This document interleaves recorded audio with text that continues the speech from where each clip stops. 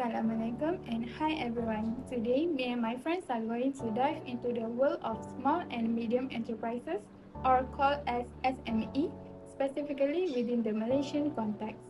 To kick things off, let's look at how the landscape for SME has evolved.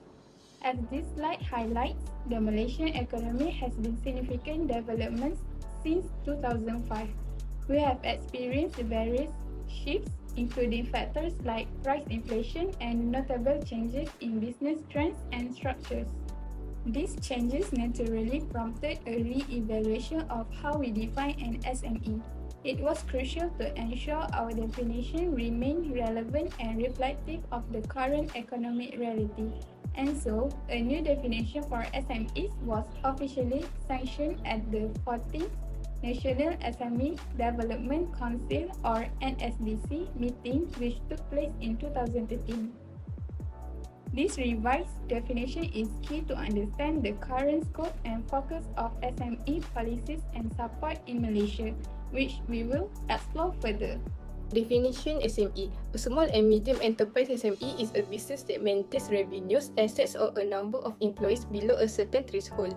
The exact definition of SME can vary by country or organisation, but generally it is based on number of employees, annual sales turnover, and total assets or capital.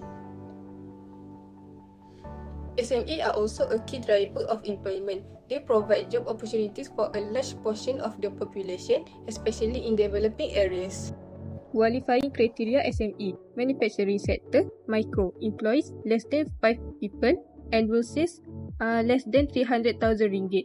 Manufacturing sector for small, employees 5 to less than 75 people, annual sales 300,000 ringgit to less than 15 million ringgit. Manufacturing sector, medium, employees 75 to less than 200 people, annual sales 15 million ringgit to less than 50 million ringgit. Service and other sector, micro, employees less than 5%, annual sales less than 300,000 ringgit.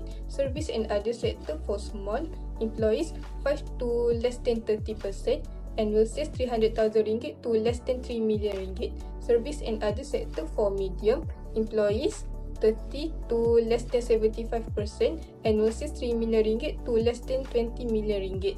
These criteria help the government and agencies to identify and support SMEs properly, especially in terms of financing, training and business development programs.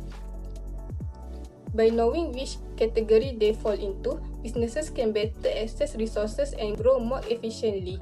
All SMEs must be entities registered with SSM or other equivalent bodies, excludes publicly listed companies on the main board, multinational corporation MNCs, government-linked companies GLCs, syarikat menteri kewangan diperbadankan MKDs, state-owned enterprise. First, let's take a look at SME. This business may be smaller in size, but they play a huge role in the economy, especially in creating jobs and supporting local communities. But what exactly makes an SME different from big corporation? In this video, I'll be sharing with you 10 key characteristics that define SME.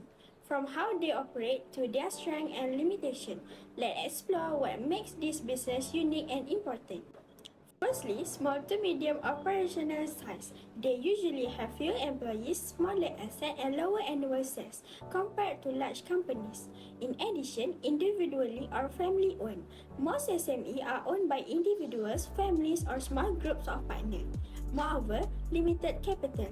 Their financial resources are limited, often depending on personal savings or small loans.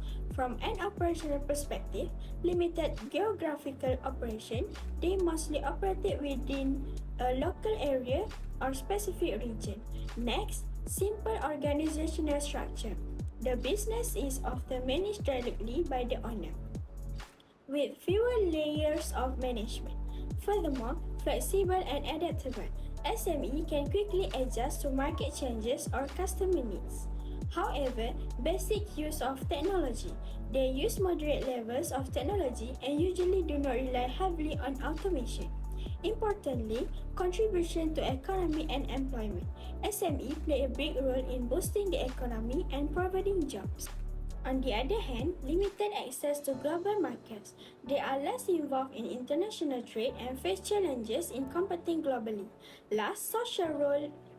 SMEs support community development, help reduce poverty, and promote fair wealth distribution. So, right now, let us discuss about 3 reasons that leads to difficulties and obstacles faced by SME in securing bank credit. Firstly, the reason why SME has difficulties in securing bank credit is poor or insufficient credit.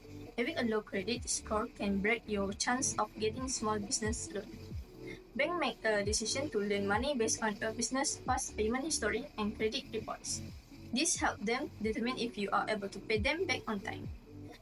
A new business likely hasn't had enough time to build up a sufficient credit history. In many business loans, banks would refer to personal credit report instead. To determine creditworthiness, business owners with less than perfect credit history are less likely to get loan approved. Other reason is lack of collateral. Many banks require SME to have collateral to secure loans in case of a default. Collateral is any property, whether personal or business, with value and can be used as a secondary form of payment. New businesses likely do not have collateral like commercial real estate or equipment to guarantee the loan. New SME that lack businesses infrastructure often have to put up their personal property as collateral, which is very risky. The third reason why SMEs have difficulties in securing bank credit is low income. Credit history is not all that a bank looks at to determine if a business is eligible for loans. The income of businesses also plays a huge role in whether or not bank loans get approved. Banks place great importance on a business's income as they show if the business is capable of servicing its debt. If you lack steady income to cover your business expenses, your financing application is likely to be rejected as the bank won't be convinced that you can repay loans.